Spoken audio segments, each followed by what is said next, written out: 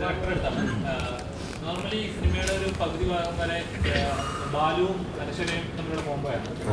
ഒരു സറൗണ്ടിൽ തന്നെ രണ്ടുപേര് അതൊരു പരിമിതി ഉണ്ടല്ലോ, ചെയ്യുന്ന ആക്ടിവിറ്റീസിലാണെങ്കിലും അത് എൻഗേജ് ചെയ്യണം, ലാഗ് ഫീൽ ചെയ്യരുത്. എത്രത്തോളം ടഫാണ് ചെയ്യാനായിട്ട്? ആക്ച്വലി സിനിമ നമ്മൾ ഡിസ്കസ് ചെയ്യുന്ന സമയത്ത് തുടങ്ങി നമുക്ക് ഏറ്റവും ചാലഞ്ചിങ് ആയിട്ട് ഒരു പാർട്ട് അതായിരുന്നു. കാര്യം ആദ്യത്തെ ഒരു പോർഷൻ, ഫസ്റ്റ് ഹാഫിൻ്റെ ഒരു മേജർ പോർഷൻ ഞാനും അനുവും മാത്രമേ ഉള്ളൂ. അതൊരു മുറിയിലും വേറെ പുറമേയുള്ള സ്ഥലമാണെങ്കിലും ഒരു സ്ഥലം പോലും കാണിച്ച ആൾക്കാരെ പറ്റിക്കാം. ഞങ്ങൾ ഈ രണ്ടുപേരും കൂടി മുറിയിൽ എല്ലാം കാണിക്കുന്നുള്ള ഭയങ്കര കൺഫ്യൂഷൻ ഉണ്ടായിരുന്നു. പക്ഷെ അത് സ്ക്രിപ്റ്റിൻ്റെ പരമായിട്ടുള്ള ഗുണങ്ങളുകൊണ്ടും പ്ലസ് ഞാൻ നേരത്തെ പറഞ്ഞ പോലെ നമ്മുടെ സിനിമോഗ്രാഫർ ഒരു അത്യുഗ്രഹ കക്ഷിയായിരുന്നു രണ്ടുപേരും, കൂടാതെ നമ്മുടെ ആർട്ട് ഡയറക്ടർ, ഡയറക്ഷൻ ടീം. അപ്പോൾ ഇവിടെ എല്ലാവരുടെ ഒരു പരിപാടി ഉള്ളതുകൊണ്ട് ആണ് നമുക്ക് ആ ഒരു ലാഗ് അങ്ങനെ ഫീൽ ചെയ്യാതെ പരിപാടിയൊക്കെ രസമായിട്ട് പോകാൻ പറ്റിയത്. അത് ഓൾ ക്രെഡിറ്റ്സ് ടു ദം. ഇപ്പോൾ സെലക്ട് ചെയ്യുന്ന സിനിമകൾ എടുത്ത് നോക്കിയാൽ തന്നെ അറിയാം, എപ്പോഴും കുറച്ചുകൂടെ സെലക്ട് ചെയ്യണം. പണ്ട് ചെയ്യുന്ന പോലെ അത്രയും അടുപ്പിച്ചടുപ്പിച്ച് ചെയ്യുക, കരിയർ ഒന്നുകൂടെ മെച്ചപ്പെടുന്ന സമയമായി എനിക്ക് കുറച്ചുകൂടെ ചൂസ് ചെയ്യാൻ കഥാപാത്രങ്ങൾ വേണം എന്ന് തീരുമാനമെടുത്തോ? വേണ്ടേ? അപ്പോൾ ഡെഫിനറ്റ്ലി ബ്രോ. കാര്യം നമ്മൾ ഓരോ ദിവസം കഴിയുമ്പോൾ, ഓരോ സിനിമ കഴിയുമ്പോഴും നമുക്ക് പിന്നെ പണ്ടത്തെ ഒരു അവസ്ഥ ഇപ്പോഴത്തെ അവസ്ഥ ഡിഫറെൻ്റ് ആണ്. പണ്ട് എനിക്ക് അങ്ങനെ സിനിമകളുടെ എണ്ണങ്ങൾ, അല്ലെങ്കിൽ പണ്ട് ഒരു കൊച്ചിക്കാരൻ ചെക്കൻ എന്ന് പറയുമ്പോൾ വിളിക്കുന്ന കോളാണ് എൻ്റെ ഈ പെട്ടുകൂടെ. അതേപോലെ എൻ്റെ ഫോണിൽ നേരെ വിളിക്കും, പാലും അല്ലേ ഒരു കൊച്ചിക്കാരൻ ചെക്കൻ്റെ ആവശ്യമുണ്ട് വിളിക്കുന്ന പരിപാടി ഉണ്ടായിരുന്നു. പക്ഷേ ഇപ്പോൾ എനിക്ക് അങ്ങനത്തെ ഡയറക്ടേഴ്സ് വന്ന് എനിക്ക് വേറെ രീതിയിലുള്ള സിനിമകൾ തന്നുകൊണ്ട് മാത്രമാണ് പല രീതിയിലുള്ള ക്യാരക്ടേഴ്സിനെ ഇപ്പോൾ വിളിച്ചു കൊടുക്കുന്നത്. അപ്പം എപ്പോഴാണ് എനിക്ക് ഇങ്ങനെ ചെയ്യാൻ പറ്റുന്നത്? ഇനി ചെയ്യും, ഒരുപാട് ചെയ്യും.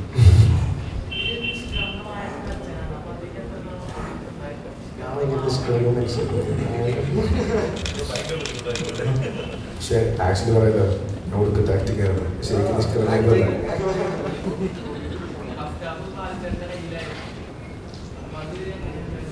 അതന്നെ ബ്രോ നേരത്തെ പറഞ്ഞ കാര്യം.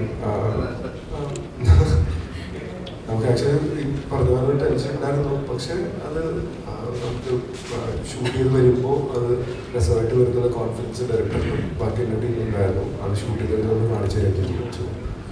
ഹാപ്പിയാണ്.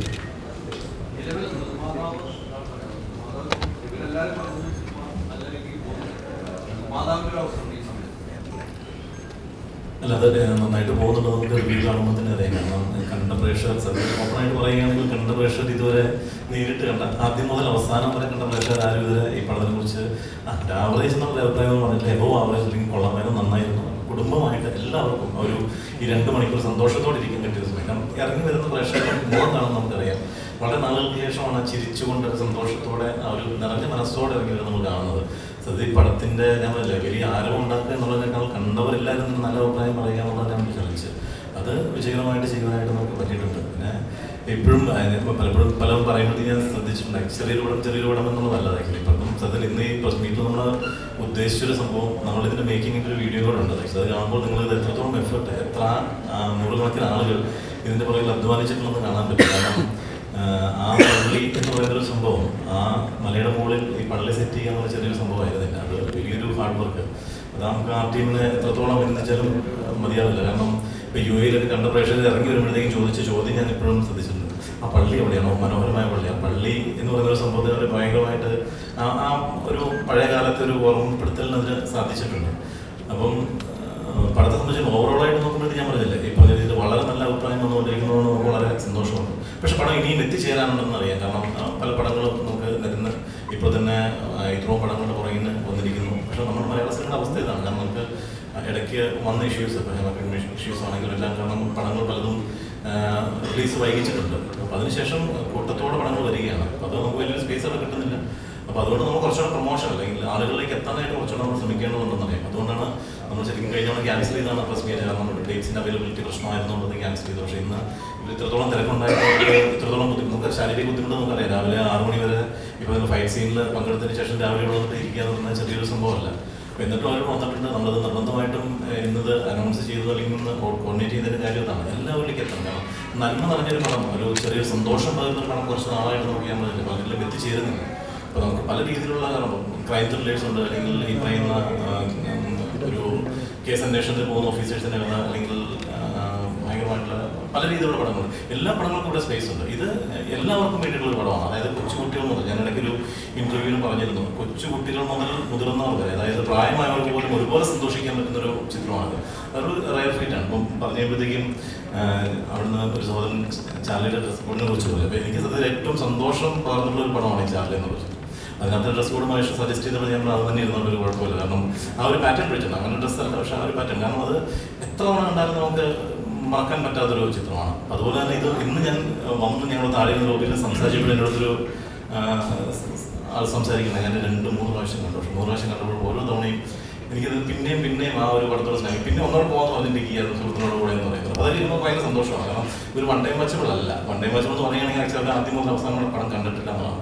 അതിൻ്റെ ആദ്യത്തെ നമുക്കറിയാം ഗ്രാഫിക്സ്, ഒരു AI ബേസ്ഡ് അല്ലെങ്കിൽ AI ഗ്രാഫിക്സോട് നമ്മൾ മിക്സ് ചെയ്തതിന് ശേഷമുള്ള ഒരു സംഭവം. പലരും ആ പടം അത് ശ്രദ്ധിച്ചിട്ടില്ല. കാരണം ടൈറ്റിലിൻ്റെ കൂടെ പോകുന്നത് ശ്രദ്ധിച്ചിട്ടില്ല. അത് വളരെ നമ്മൾ എഫേർട്ട് എടുത്തിട്ട് സത്യത്തിൽ പടം നമ്മൾ റിലീസ് ചെയ്യാൻ കുറച്ച് വൈകിയതിൻ്റെ കാര്യങ്ങളൊന്നും തന്നെയാണ്. ഗ്രാഫിക്സിന് മാത്രത്തോളം ശ്രദ്ധ കൊടുത്തിട്ടുണ്ട്. ആ ഒരു ഗ്രാഫിക്സ് നമുക്ക് പക്ക ഒരു ബോളിവുഡ് മോഡൽ അല്ലെങ്കിൽ ആ ഒരു രീതിയിൽ ചെയ്തതാണ്. നമുക്കൊരു ശരിക്കും മലയാളത്തിൽ അറിയപ്പെടുന്ന ഒരു ബ്ലോഗർ റിവ്യൂവർ ആദ്യം തന്നെ പറയുന്നതാണ്, ആക്ച്വലി ഞാൻ ചെന്ന് കയറിയപ്പോൾ പടം മാറിപ്പോയി, തിയേറ്റർ മാറിപ്പോയി എന്ന് വിചാരിച്ചു. കാരണം നേരെ ഒരു ബോളിവുഡ് മൂവിയിലൂടെ ചിന്തിക്കുന്ന ഒരു പ്രതിനിധിയാണെന്ന് എനിക്ക് തോന്നിയത്. അപ്പോൾ അതൊക്കെ ശരിക്കും നമുക്ക് സന്തോഷം വരുന്നൊരു സംഭവമാണ്. കാരണം അത്ര എഫർട്ട് നമ്മൾ ഇട്ടിട്ടുണ്ട്. ടീം അതുപോലെ ഹാർഡ് വർക്ക് ചെയ്തിട്ടുണ്ട്. അതിൻ്റെ ഫലം ലഭിക്കുന്നത് വളരെ സന്തോഷമുണ്ട്. ഇനി ബാക്കിയുള്ള നിയമം നിങ്ങളുടെ മാക്സിമം എല്ലാവരുടെ അടുത്ത് കണ്ടവർ ബാക്കി പരമാവധി എല്ലാവരിലേക്ക് എത്തിക്കുക. കാരണം നല്ല പടങ്ങൾ ശ്രദ്ധിക്കപ്പെടണം. കാരണം ഭയങ്കര ഹൈപ്പ് ക്രിയേറ്റ് ചെയ്യുന്ന പടങ്ങൾ മാത്രമല്ല, നല്ല പടങ്ങളും ഇറങ്ങുന്നുണ്ട്. അപ്പോൾ അത് എല്ലാവരിലേക്ക് എത്തുക എന്നുള്ളത് ഒരു സമൂഹത്തിൻ്റെ ഒരു ആവശ്യം കൂടെയാണ്. കാരണം നല്ല പടങ്ങൾ, നല്ല സന്ദേശം തോന്നുന്ന പടങ്ങൾ, നന്മയുടെ ആ ഒരു ചെറിയ സ്പർശനമുള്ള പടങ്ങൾ, ഇതൊക്കെ നമുക്കിപ്പോൾ നഷ്ടപ്പെട്ടുകൊണ്ടിരിക്കുന്ന സംഭവങ്ങളാണ്. സത്യം നമ്മൾ ഇൻഡസ്ട്രിയിലേക്ക് ടു സീക്കേഴ്സ് എന്ന പ്രൊഡക്ഷൻ ഇറങ്ങുമ്പോൾ ഞാൻ കഴിഞ്ഞ ഇന്റർവ്യൂവിൽ പറഞ്ഞിരുന്നു, എന്നെ വളരെ മാറ്റിമറിച്ചൊരു പടമുണ്ട് ഗുരു. നമ്മൾ ഈ സിനിമ തുടങ്ങുമ്പോൾ തന്നെ എഴുതി കാണിക്കുന്നുണ്ട്. ഗുരുവിന് നന്ദി പറഞ്ഞുകൊണ്ടാണ്. അതായത് ലാലേട്ടൻ്റെ 97 ഞാൻ ഡിഗ്രി പഠിച്ചുകൊണ്ടിരിക്കുമ്പോഴുള്ള ഒരു സിനിമയാണ് ഗുരു. അത് ഭയങ്കരമായിട്ട് എന്നെ സ്പർശിച്ചൊരു സിനിമയാണ്. അപ്പോൾ ആ സിനിമ എന്നിലുണ്ടാക്കിയൊരു മാറ്റം ഞാനിപ്പോൾ ഓർക്കുന്നുണ്ട്. ആ ഒരു അപ്പോഴാണ് ഞാൻ തിരിച്ചറിയുന്നത്. അല്ലെങ്കിൽ ഇപ്പോൾ ഞാൻ ഈ ഒരു ഇൻഡസ്ട്രിയിലേക്ക് ഇറങ്ങുന്നതിൻ്റെ കാര്യം അത് തന്നെയാണ്. ഒരു സിനിമയ്ക്ക് വളരെ നല്ല രീതിയിലൊരു സമൂഹത്തിൽ ഇമ്പാക്റ്റ് ഉണ്ടാക്കാൻ പറ്റും. അപ്പോൾ അങ്ങനെയാണെങ്കിൽ മോശമായിട്ടുള്ള രീതിയിലുള്ള പടങ്ങൾ വന്നു കഴിഞ്ഞാൽ മോശമായിട്ടുള്ള ഇമ്പാക്റ്റും സ്വാധീനിക്കുന്നുണ്ട്. ഇമ്പാക്റ്റ് ഉണ്ടാക്കുന്നുണ്ട്, സ്വാധീനിക്കുന്നുണ്ട്. അപ്പം നല്ല പടങ്ങൾ ഇറക്കുക എന്നുള്ള സംഭവത്തിലാണ്, അല്ലെങ്കിൽ നല്ലൊരു താല്പര്യത്തിലാണ് നമ്മൾ ഇതിലേക്ക് ഇറങ്ങുന്നത്. അതുകൊണ്ടാണ് ഞാൻ പറയുന്നത്, ഒരു നന്മയുടെ സന്ദേശം ഇതിൽ നമ്മൾ ഒരു ഉപമകളിലൂടെ അല്ലെങ്കിൽ സൈഡിലൂടെ പറഞ്ഞു പോകുന്നുണ്ട്. വെറുതെ ഒരു നന്മയ്ക്കായിട്ട് പടം എടുത്ത് കഴിഞ്ഞാൽ ഒരിക്കലും കാണാൻ ആൾ കാണാൻ പറയാം. പക്ഷെ അത് ഈ കഥയുടെ ഭാഗമായിട്ട് നമ്മൾ പറഞ്ഞു പോകുന്നുണ്ട്. അപ്പം ഇതൊക്കെ നമുക്ക് വളരെ സന്തോഷം പകരുന്നൊരു സംഭവമാണ്. ആളുകൾ അക്സെപ്റ്റ് ചെയ്യുന്നതുകൊണ്ട് സന്തോഷത്തോടെ വിളിച്ച് പറയുന്നത്, പലരും വിളിച്ച് പറയുന്നുണ്ടാവും. പിന്നെ 60 നാൾക്ക് ശേഷം ഒരുമിച്ച് പോയി ഒരു പടം കാണാനായിട്ട് പറ്റി. മറ്റു കുട്ടികളെ നമ്മൾ പേടിയാകുന്നത് പടക്കം മാറി കാണുന്നു, അല്ലെങ്കിൽ ഇങ്ങനെ ഒരു സംഭവം മാറുന്നത് സന്തോഷമുണ്ട്. കുറച്ച് കൂടി പോയല്ലേ.